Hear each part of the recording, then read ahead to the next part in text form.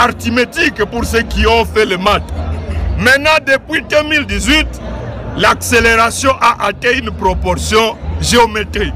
La question que j'ai voulu poser avec la population de Goma, quelle sera la situation du Nord Kivu après les élections de 2023, dans un contexte où il y a deux facteurs importants, même trois. Le premier facteur, c'est que le Rwanda a dévoilé ouvertement, le 15 mars dernier, les raisons pour lesquelles il nous fait la guerre depuis 1998 jusqu'à ce jour. Kagame a dit il veut récupérer le territoire de Masisi, de Rutshuru, de Walikale, de Kalehe.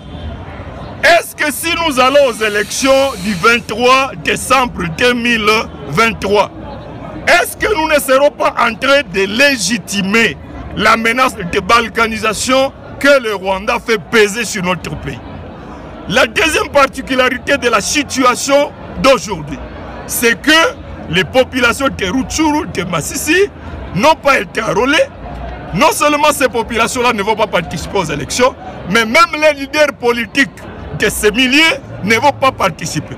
La conséquence directe, c'est que d'ici le 4 août, la CENI va convoquer le dépôt de candidature à la députation provinciale.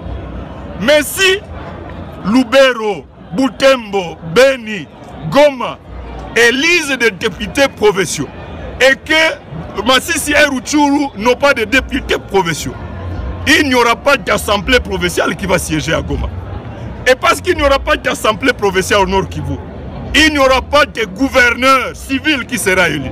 Il n'y aura pas de gouvernement civil.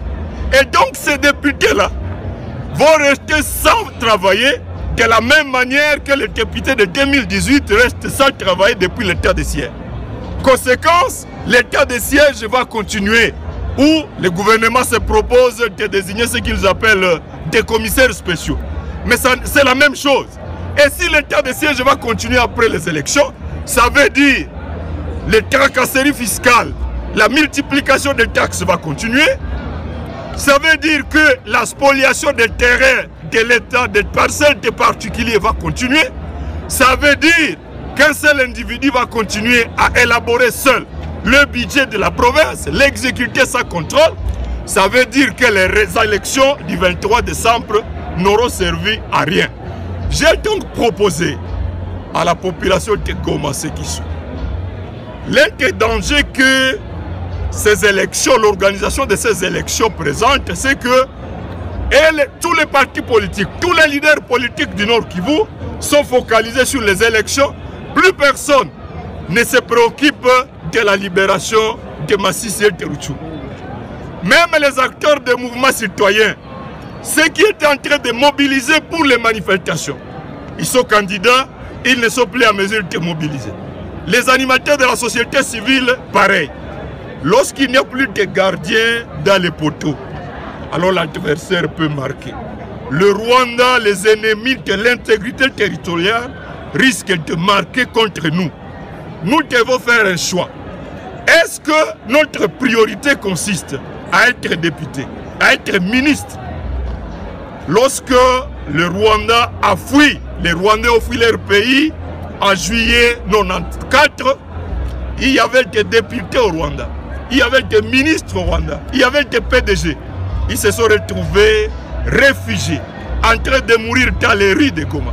Ça ne sert à rien d'être élu député, ministre, si nous perdons le Nord Kivu, si nous perdons Goma.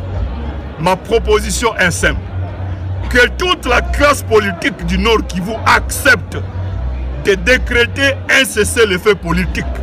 Nous disons à la CENI et au gouvernement que nous n'allons pas déposer nos candidatures à la députation provinciale, parce que nombreux ont déjà déposé à la députation nationale. Parce que sans Masisi, sans Rutshuru, la députation provinciale n'aura aucun résultat. Nous exigeons que le gouvernement et la communauté internationale fassent des miracles pour libérer ces deux territoires. Est-ce que c'est possible? Chers amis, c'est possible.